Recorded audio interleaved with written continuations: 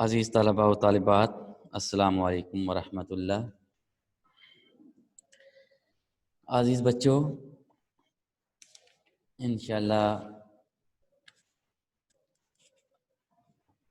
حدیث نمبر 28 جو ہے وہ بچوں ہم کل پڑھیں گے۔ آج ہم حدیث نمبر 29 پڑھ رہے ہیں۔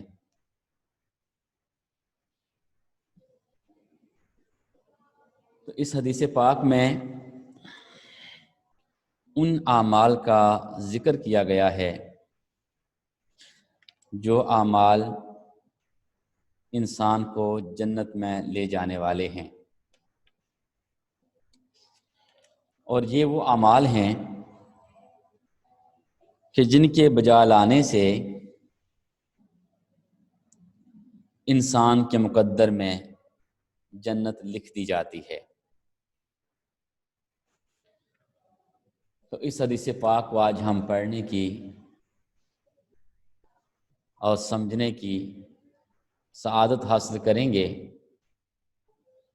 اور اپنے پروردگار سے ہم دعا گو ہیں کہ اللہ رب العزت ہمیں ان کے اوپر عمل پیرا ہونے کی توفیق عطا فرمائے۔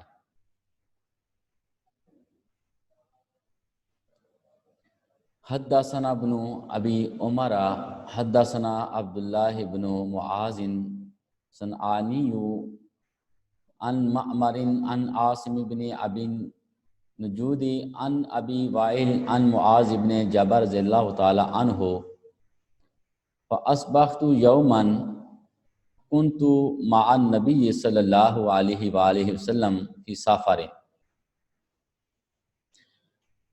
حضرت معاذ بن جبل رضی اللہ تعالیٰ عنہ روایت کرتے ہیں کہ میں ایک سفر میں نبی کریم صلی اللہ علیہ وآلہ وسلم کے ساتھ تھا۔ فَأَصْبَحْتُ يَوْمًا، یعنی میں نے صبح کی، میں ایک دن نبی پاک صلی اللہ علیہ وسلم کے ہم سفر تھا۔ قالا، تو میں نے عرض کیا، یا رسول اللہ، اے اللہ کے پیارے رسول صلی اللہ علیہ وآلہ وسلم، اخبرنی، آپ مجھے بتائیے، بعمل، کوئی ایسا عمل، یدخلنی قریبا منہ، جو مجھے جنت میں داخل کر دے، ونحن نسیر، اور جہنم سے ہمیں دور کر دے۔ یا رسول اللہ صلی اللہ علیہ وآلہ وسلم، مجھے آپ کوئی ایسا عمل بتائیے جس کی وجہ سے میں جنت میں داخل ہو جاؤں اور جہنم سے میں دور ہو جاؤں۔ فَقُلْتُ لَقَدْ سَأَلْتَنِي عَنْ عَظِيمٍ، یعنی وَأَنَّهُ قَالَ وَيُبَاعِدُنِي عَنِ النَّارِ، حضور نبی رحمت صلی اللہ علیہ وسلم نے فرمایا، تم نے ایک بہت بڑی چیز کے بارے میں سوال کر لیا ہے، تم نے ایک بہت جو ہے مشکل سوال کر لیا ہے، اور یہ عمل آگے فرماتے ہیں رسول اللہ صلی اللہ علیہ وسلم، وَتُقِيمُ تَعْبُدَ اللَّهَ وَلَا تُشْرِكْ بِهِ شَيْئًا، یعنی تم اللہ کی عبادت کرو اور اس کے ساتھ کسی کو شریک نہ ٹھہراؤ۔ لا یسیر علی من یسرہ اللہ علیہ، اور یہ عمل اس کے اوپر آسان ہے جس کے اوپر اللہ تعالیٰ آسانی کر دے، یعنی اس شخص کے لیے یہ عمل آسان ہے جس کے اوپر اللہ کی ذات جو ہے وہ آسانی فرما دے۔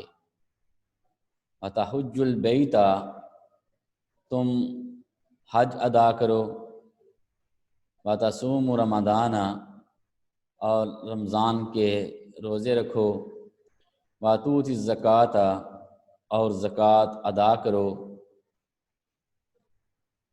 अस्सलात, और नमाज कायम करो। यानी नबी करीम सल्लल्लाहु अलैहि वसल्लम ने सहाबी रसूल को इन आमाल के करने का दस दिया और सहाबा इकराम को यानी ये चीज़ समझाने की कोशिश की गई। अब इस चीज़ को हम दोबारा पढ़ते हैं। हज़रत मुआज़ बिन जबल रज़ियल्लाहु तआला अन्हु रसूलुल्लाह सल्लल्लाहु अलैहि वसल्लम से सवाल करते हैं, अख़बिरनी बि अमलिन युदखिलुनी अल-जन्नता, या रसूल मुझे ऐसा अमल बताइए जो मुझे जन्नत में दाखिल कर दे, व युबाइदनी मिनन नार, और जहन्नम से हमें दूर कर दे। क़ाल लक़द सअलता अन अज़ीमिन, आपने फरमाया कि तुमने बहुत बड़ी बात पूछ ली, बहुत बड़ा सवाल कर लिया। व इन्नहु ला यसीरुन अला मन यस्सरहुल्लाहु अलैहि, बेशक ये उस इंसान के ऊपर ये अमल करना आसान है जिसके ऊपर अल्लाह ताला आसानी कर दे, यानी अल्लाह ताला आसानी फरमा दे। ताबुदुल्लाह, तुम अल्लाह की इबादत करो, ला तुशरिकु बिही शैया, उसके साथ किसी को शरीक ना ठहराओ। वतुकीमुस्सलात, नमाज कायम करो, वतूतिज़ ज़कात, ज़कात अदा करो, वतसूम रमदान, रमज़ान के रोज़े रखो, वतहज्जुल बैता, और जो है वो बैतुल्लाह शरीफ का हज अदा करो। सुम्मा काला, फिर आपने इरशाद फरमाया, आप सल्लल्लाहु अलैहि वसल्लम ने इरशाद फरमाया, अला अदुल्लुका अला अब्वाबिल खैरी, यानी क्या मैं तुझे भलाई के दरवाजे के बारे में मुतले ना करूं। अस्सौमु जुन्नतुन, रोज़ा जो है वो डाल है, रोज़ा डाल है, यानी जहन्नम से जो चीज़ बचाएगी तुम्हें वो रोज़ा है, कि रोज़ा तुम्हें जहन्नम से बचा लेगा। वस्सदक़तु तुत्फ़िउल ख़तीअता, और सदका जो है ये तुम्हारी गुनाहों को मिटा देगा, सदका तुम्हारे गुनाहों को माफ़ कर देगा। कमा युत्फ़िउल माउ अन्नारा, जिस तरह पानी आग को बुझा देता है। वसलातुर राजुली फी जौफिल लैली, और आदमी की रात की नमाज के दरमियान में। सुम्मा तला ततजाफा जुनूबुहुम अनिल मदाजिई, फिर आप सल्लल्लाहु अलैहि वसल्लम ने ये आयत तिलावत फरमाई, हत्ता बालगा या अमालून, यानी या अमालून तक जो है ये आपने सूरह सजदा की आयत तिलावत फरमाई। अला उखबिरुका बिरासिल अमरी, आपने फरमाया कि क्या मैं तुम्हें दीन की असल चीज़ के बारे में ना बताऊं, दीन की असल क्या है। व उमूद ही, और इसका सतून क्या है। व ज़िरवाती सनाम ही, और उसकी चोटी क्या है। कुल तो मैंने कहा, बला या रसूलल्लाह सल्लल्लाहु अलैहि वसल्लम, क्यों नहीं या रसूलल्लाह सल्लल्लाहु अलैहि वसल्लम, आप बताइए। काला, तो आपने इरशाद फरमाया, रासुल अमरी अल इस्लाम, दीन की असल चीज़ इस्लाम है। व उमूदहु अस्सलात, और इसका सतून नमाज है। व ज़िरवातु सनामिही अल जिहाद, और इसकी चोटी का अमल जिहाद है। सुम्मा काला उखबिरुका बिमिला की ज़ालिका कुल्लिही, फिर आपने फरमाया, क्या मैं तुम्हें इन तमाम बातों का जिस पर दार मदार है वो ना बता दूं। फ़अख़ज़ा बिलिसानिही, यानी आप सल्लल्लाहु अलैहि वसल्लम ने फरमाया कि क्या मैं तुम्हें ऐसी चीज़ ना बता दूं कि सारे आमाल जिसकी वजह से कारआमद होंगे और जिसकी वजह से سارے اعمال اچھے طریقے سے سر انجام دیے جائیں گے، اور جس کی وجہ سے یہ سارے اعمال جو ہیں یہ بچ جائیں گے، اس چیز کے بارے میں تمہیں نہ بتا دوں؟ فَأَخَذَ بِلِسَانِهِ، پس آپ نے یعنی اپنی زبان کو پکڑا، اپنی زبان کو پکڑا، یعنی قُلْتُ بَلَا یا رسول اللہ، میں نے کہا کیوں نہیں یا رسول اللہ بتائیے۔ فَأَخَذَ بِلِسَانِهِ، پس آپ نے اپنی زبان کو پکڑ لیا، زبان باہر نکالی اور زبان کو پکڑ لیا۔ ثم قال، پھر آپ نے فرمایا کف علیک ھذا، آپ نے فرمایا کہ اس کو اپنے حق میں مصیبت بننے سے روک رکھو۔ قلت، میں نے عرض کیا، یا نبی اللہ، اے اللہ کے پیارے نبی صلی اللہ علیہ وآلہ وسلم، وَإِنَّا لَمُؤَاخَذُونَ، کیا ہمارے بولنے پر بھی جو ہے وہ ہم سے پوچھ گچھ ہوگی، بِمَا نَتَكَلَّمُ بِهِ، یعنی ہم جو باتیں کرتے ہیں تو ان باتوں کرنے کے اوپر بھی ہم سے کوئی پوچھ گچھ ہوگی، ان کے بارے میں بھی ہم سے پوچھا جائے گا۔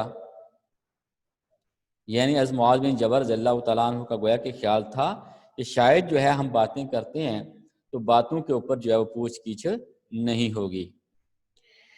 فقال ثقلت کا امو کا یا معاذ، آپ نے فرمایا تیری ماں تجھے نہ پائے، وَهَلْ يَكُبُّ النَّاسَ فِي النَّارِ، تو کیا لوگوں کو گرائے گی آگ میں، عَلَى وُجُوهِهِمْ، یعنی چہروں کے بال، او قَالَ عَلَى مَنَاخِرِهِمْ، یا فرمایا نتنوں کے بال، إِلَّا حَصَائِدُ أَلْسِنَتِهِمْ، ان کی زبانوں کی کٹوتی ہی تو ہوگی۔ یعنی حضرت معاذ رضی اللہ تعالی عنہ اس حدیث پاک کو روایت کرتے ہیں اور اس حدیث پاک کو بیان کرتے ہیں۔ اس حدیث پاک میں ایسے اعمال کا ذکر کیا گیا ہے اور ایسے اعمال سر انجام دینے کے لیے ہمیں ابھارا گیا ہے اور ایسے اعمال کرنے کے لیے ہمیں تلقین کی گئی ہے کہ جن اعمال کے کرنے سے ہماری دنیا اور آخرت بہتر ہو سکتی ہے، ہم دنیا کے اندر بھی سرخرو ہو سکتے ہیں اور ہم آخرت میں بھی جو ہے وہ کامیابی و کامرانی سے ہم کنار ہو سکتے ہیں۔ حضرت معاذ بن جبل رضی اللہ تعالی عنہ اس حدیث پاک کے راوی ہیں، تو آپ کہتے ہیں کہ ایک دن میں رسول پاک صلی اللہ علیہ وسلم کے ساتھ تھا، ہم سفر کر رہے تھے، تو ذہن میں سوال آیا کہ میں اپنے پیارے نبی سے ایک بات ہی پوچھ لوں۔ آپ نے بات پوچھی، یا رسول اللہ صلی اللہ علیہ وسلم، مجھے کوئی ایسا عمل بتائیے جس کے کرنے سے میں جنت میں داخل ہو جاؤں، جو عمل مجھے جنت میں داخل کر دے اور جہنم سے مجھے دور کر دے، جہنم سے مجھے دور کر دے۔ آپ نے فرمایا کہ اے معاذ، تم نے بات بہت بڑی پوچھ لی ہے، اے معاذ تم نے سوال بہت بڑا کر لیا ہے، بہت بڑا سوال ہے کہ جو عمل جنت میں لے جائے اور جہنم سے دور کر دے، تو یہ بات بہت بڑی آپ نے پوچھ لی ہے مجھ سے۔ ہاں، بات تو بڑی آپ نے پوچھ لی ہے، لیکن یہ اس کے اوپر آسان ہے جس کے اوپر اللہ تعالیٰ آسانیاں کر دے۔ آدمی کہے کہ میں خود جو ہے وہ یہ عمل سر انجام دے لوں گا جس کی وجہ سے میں جنت میں داخل ہو جاؤں اور جہنم سے دور ہو جاؤں، تو یہ انسان کے بس کی بات نہیں ہے۔ ہاں، یہ اس انسان کے لیے اس کے بس میں بات ہے جس کے اوپر اللہ تعالیٰ آسانی کر دے۔ اس لیے جب بھی کوئی کام کریں تو ہمیں یہی کہنا چاہیے، وما توفیقی الا باللہ، یعنی مجھے توفیق نہیں ہے مگر اللہ تعالیٰ اگر طاقت اور توفیق عطا فرما دے۔ یعنی اللہ تعالیٰ ہی کی قدرت اور توفیق سے جو ہے یہ میں کام سر انجام دے سکتا ہوں۔ کسی بھی کام کا آغاز کریں تو اللہ تعالیٰ کے اوپر بھروسہ اور یقین محکم ہونا چاہیے۔ اللہ تعالیٰ کا نام لے کے شروع کریں، کسی کام کا آغاز کریں، بسم اللہ پڑھ کے کسی کام کو شروع کریں، اللہ تعالیٰ اس کام کے اندر برکتیں ڈالتا ہے۔ اعوذ باللہ من الشیطان الرجیم پڑھ لیں، اور کوئی بھی کام آپ نے کرنا ہے تو انشاءاللہ کہہ دیں کہ انشاءاللہ اگر اللہ نے چاہا، اگر اللہ نے چاہا، اس چیز کو ضرور شامل کر لیا کریں۔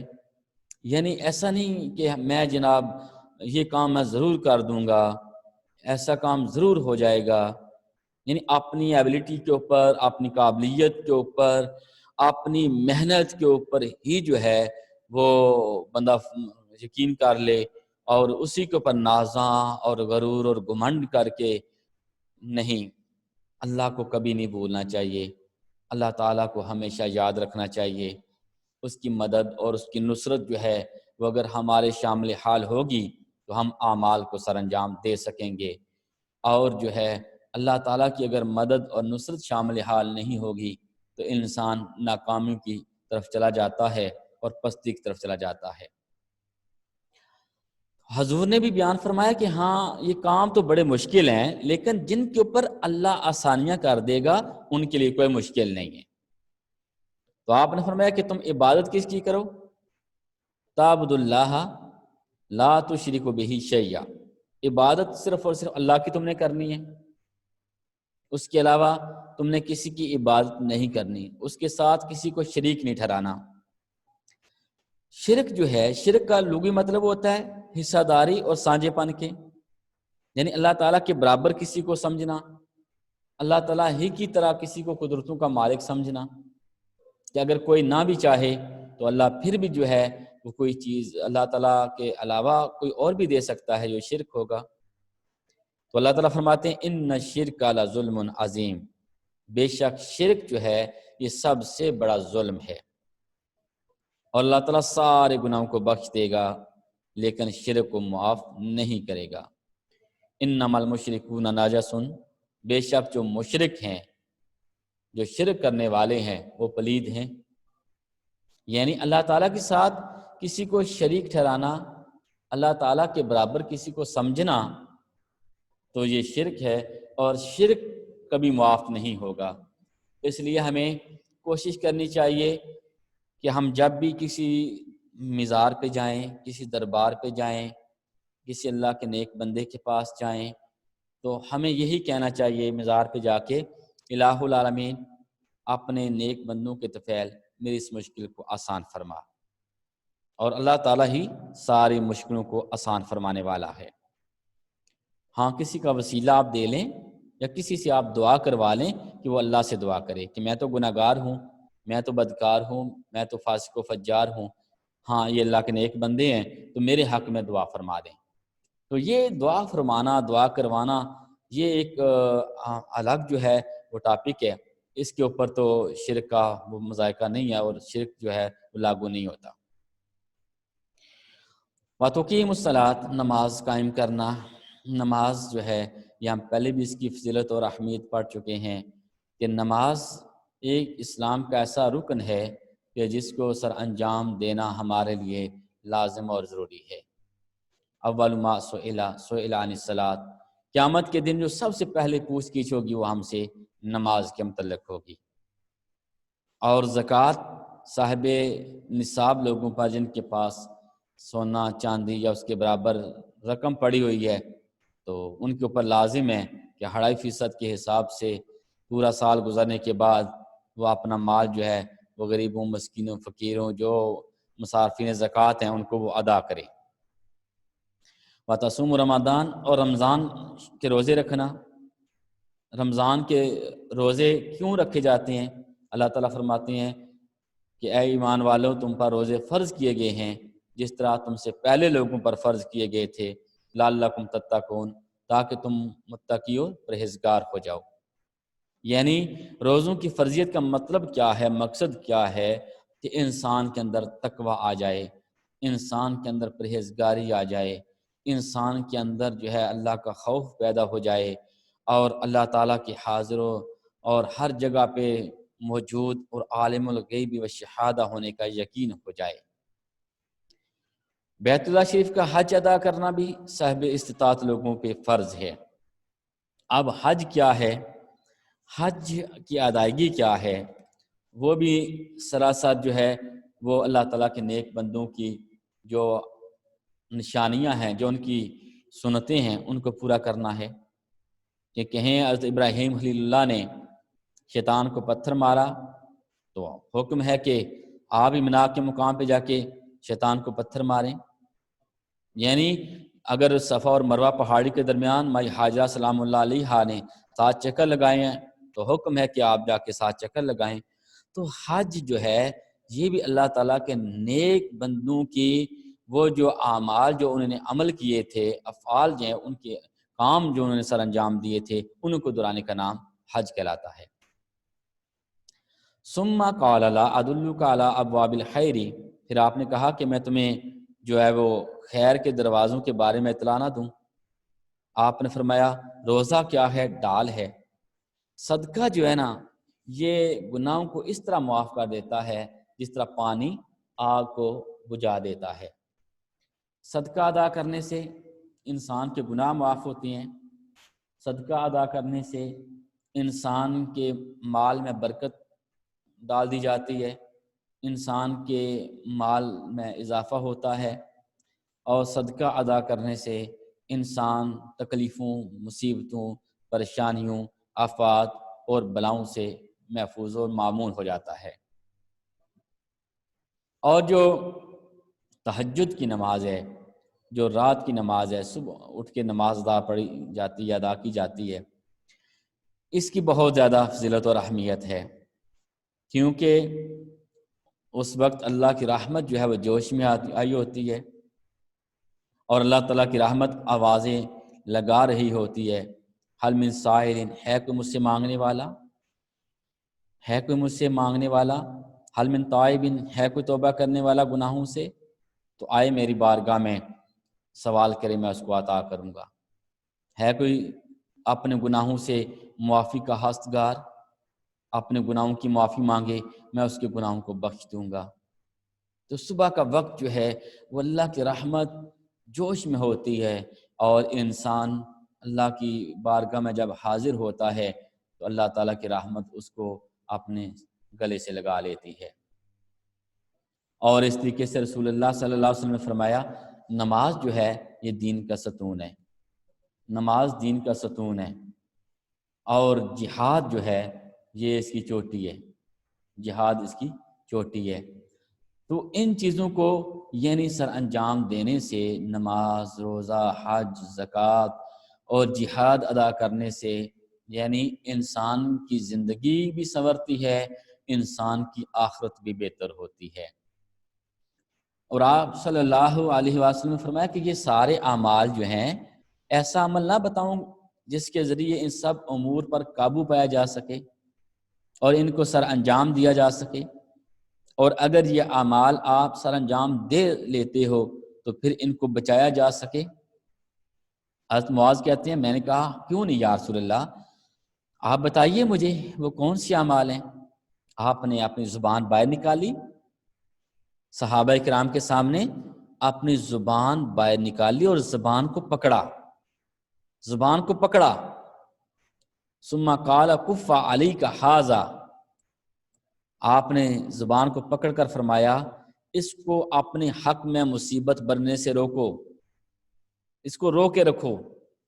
یعنی جتنا انسان زیادہ بولتا ہے نا اتنا انسان مشکلات کے اندر گرفتار ہوتا ہے، جتنا انسان باتیں زیادہ کرتا ہے اتنی انسان کے اوپر آفات اور مصیبتیں زیادہ آتی ہیں۔ تو انسان کو چاہیے اپنی زبان کے اوپر قابو رکھے، اگر بات کرے تو اچھی بات کرے ورنہ خاموش رہے۔ زیادہ باتیں کرنے سے بعض اوقات ہم باتیں کرتے رہتے ہیں، غیبت ہو جاتی ہے، ہم کسی کے بارے میں جو ہے وہ غلط سوچنا شروع کر دیتے ہیں، بدگمانیاں کرتے ہیں۔ تو اللہ تعالیٰ فرماتے ہیں ان بعض الظن اسم، بے شک آپ کی بعض بدگمانیاں جو ہیں وہ گناہ ہیں۔ تو اس لحاظ سے انسان جتنی بیٹھ کے باتیں کرے گا وہ اس میں جو ہے وہ کسی کے اوپر تہمت، کسی کے اوپر الزام، کسی کے بارے میں بدگمانی، کسی کے بارے میں غیبت اور کسی کی عزت کو اچھالنا، تو یہ ساری چیزیں انسان کے حق میں وبال بنتی جاتی ہیں، اور اس انسان کے لیے آخرت کا جو ہے وہ عذاب وہ تیار ہو رہا ہوتا ہے۔ تو حضرت معاذ رضی اللہ تعالیٰ عنہ کہتے ہیں کہ میں نے پوچھا یا رسول اللہ صلی اللہ علیہ وسلم، کیا جو ہم باتیں کرتے ہیں ہمارے بولنے پر بھی ہماری گرفت ہوگی؟ آپ نے فرمایا، اے معاذ، تیری ماں تجھے نہ پائے، یعنی یہ گویا کہ تھوڑی سی نا جھڑک تھی سمجھانے کے لیے، اے معاذ تیری ماں تجھے نہ پائے تو کیا یعنی لوگوں کو آگ میں منہ کے بل یا نتنوں کے بل جو گرائے جائیں گے وہ اکثر اوقات جو ہے وہ اپنی زبان کی وجہ سے گرائے جائیں گے، اپنی یعنی زیادہ بولنے کی وجہ سے گرائے جائیں گے، اپنی زبان کے اوپر قابو نہ کرنے کی وجہ سے بولے جائیں گے۔ تو اس وجہ سے وہ جو ہے وہ زبان استعمال کرتے رہتے ہوں گے اور وہ جہنم کے اندر ان کو گرایا جائے گا، کیونکہ جب زبان قابو میں آ جائے گی تو انسان جو ہے وہ بہت ساری برائیوں سے بچ جائے گا، انسان جو ہے بہت ساری ایسی باتوں سے بچ جائے گا جو انسان کو جہنم میں لے جانے کا سبب بنتی ہیں۔ یعنی ہم بعض اوقات بات کرتے کرتے کسی عورت کے بارے میں، کسی ہمسائے کے بارے میں، کسی آس پاس کے رہنے والے لوگوں کے بارے میں ہم غیبت کر دیتے ہیں، ہم بہتان تراشی کرتے ہیں، جھوٹی گواہی دیتے ہیں، گالی گلوچ سے کام لیتے ہیں، کفریہ کلمات جو ہیں وہ ہماری زبان سے سرزد ہو جاتے ہیں، ہمیں علم ہی نہیں ہوتا کہ ہم کیا بات کر رہے ہیں اللہ کے بارے میں۔ اور یہی چیزیں ہیں جو انسان کے لیے نہ صرف دنیا میں بلکہ آخرت میں بھی عذاب کا موجب بن جائیں گی۔ ایک تو دنیا کے اندر ان چیزوں کی وجہ سے نفرت پھیلتی ہے، قدورت بڑھتی ہے، گرہ جاتا ہے، دلوں کے اندر دوریاں پیدا ہوتی ہیں، اور ایک آخرت کے اندر جو ہے وہ ایک ہمارے دائیں بائیں جانب فرشتے بیٹھے ہیں بچوں کرامن کاتبین، ہم جو بھی بات لکھتے ہیں وہ ہماری بات کو نوٹ کر لیتے ہیں، ہمارے رجسٹر بھرے جا رہے ہیں، بس ہمیں خبر ہی نہیں ہے۔ ہم سمجھتے ہیں شاید یہی دنیا کی زندگی ہمارے لیے زندگی ہے، ہم آخرت کو بھول جاتے ہیں۔ ہمیں کوشش کرنی چاہیے اپنے پیارے آقا علیہ الصلوۃ والسلام کے فرامین کے اوپر عمل پیرا ہوں، تاکہ ہماری دنیا بھی بہتر ہو سکے، ہماری آخرت بھی بہتر ہو سکے، ہم دنیا کے اندر بھی محبت، اخوت و بھائی چارگی کا درس دے سکیں، نفرتوں کے بتوں کو توڑ کر محبت کو عام کر سکیں، اور اسی وجہ سے ہم جنت کے بھی مستحق ہو سکتے ہیں اور اللہ تعالیٰ کے برگزیدہ بندوں میں بھی ہم شامل ہو سکتے ہیں۔ وآخر دعوانا ان الحمد للہ رب العالمین۔ السلام علیکم ورحمۃ اللہ۔